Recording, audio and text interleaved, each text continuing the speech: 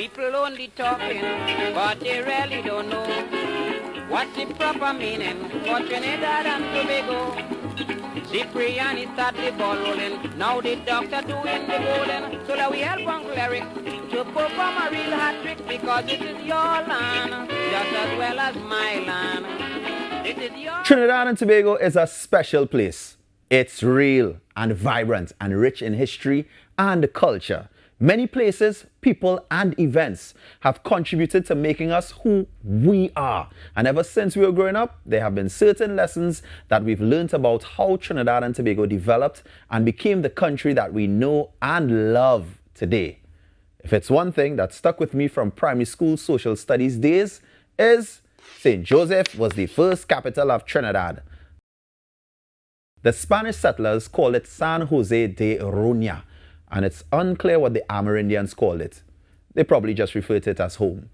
But for all intents and purposes, St. Joseph, the town, was established in 1592, almost 100 years after Columbus stopped by, and thousands of years after the Amerindians. Either way, St. Joseph is known as the first town in Trinidad, and to be honest, that's kind of how it became the capital. It was 1580. No pressure to remember the date. But here's the story. Don Antonio de Berrio y Orona received permission from the King of Spain to explore for El Dorado. In the search for the lost city of gold, which they believed to be south of Trinidad, somewhere in South America maybe, de Berrio decided to set up shop as close to the mainland as possible. He sent his men in search of a good location to build up a town. So Trinidad, always being in the mix, became the ideal spot. In 1592, when de Berrio's second-in-command, Domingo de Vera, got to Trinidad, he basically forced some Arawaks to help him up the Caroni River to find a suitable place to settle. They took him to an Amerindian chief, Juan Gonare. Good thing he was friendly, because he gave them land. De Vera claimed that land in the name of his boss. And just like that, it was on its way to becoming a Spanish town. In order for that to happen though, 4 key buildings had to be established. The Casa Real, or government house, the Cabildo, or town hall, a church, and a prison.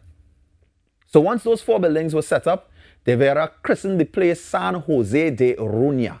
And since it was the first town and housed the Cabildo, it became the capital of Trinidad and the place from where the Spanish would govern.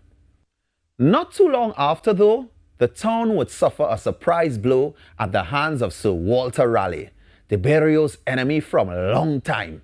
Raleigh would invade the town, burn it to the ground, and take de Berrio captive. Why? All because de Berrio betrayed some of Sir Walter Raleigh's peeps, Captain Whiddon, and 8 of his men. There was another fire in 1649 though, when the Dutch invaded San Jose de Orona. And guess who was in charge? De Berrio's son, Fernando. He was the one who rebuilt the town after the first invasion and fire by his father's nemesis Raleigh.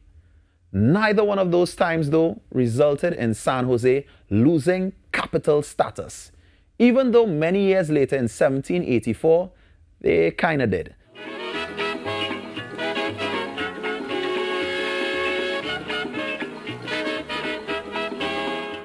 It was a normal thing for Spanish governors to rule from San Jose, since the Cabildo was there. But after years of neglect to the town, and those 2 fires didn't really help, San Jose became old and run down. Most governors would stay in San Jose, but they didn't really want to. Nothing about the area at the time screamed, "High-class governor lives here." It wasn't until Governor Pedro de la Moneda got to San Jose and saw its condition that he went full speed right back to Puerto de España to govern from there. He didn't mix matters, and after he did that, all the other Spanish governors that followed did the exact same thing. They made Puerto de España their home. So when it was Don Jose Maria Chacon's turn to govern Trinidad in 1783, Puerto de España was already the place to be if you were a Spanish governor. And since Manuel Salaverria, a top-ranking official who held things down before Chacon got to Trinidad, had already ordered that the Cabildo be moved to Puerto de España, it really was only natural that in 1784, Chacon declared Puerto de España the capital of Trinidad. Ironically though, in 1797, when Trinidad fell to the British, Chacon fled to a house in Valsena Estate, St. Joseph, the same building where the capitulation was signed, making Port of Spain the capital. So the change in capital from San Jose to Puerto de España basically happened because San Jose didn't live up to any of the governor's standards.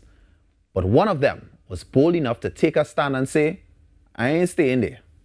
But you know what's funny? In 1870, when British author Charles Kingsley visited St. Joseph, he described it as the most delectable spot which I have ever seen for a cultivated and civilized man to live and die in. Granted, it was many years apart, but as the saying goes, one man's trash is another man's treasure. Trinidad and Tobago will always live on. There's so much to learn about the development of Trinidad and Tobago, and hopefully this episode has whet your appetite and made you hungry for more info on how places like St. Joseph came about. We're going to aspire with success.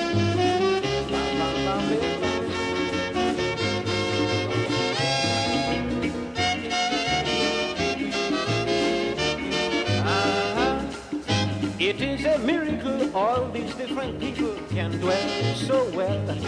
You see, we are educated.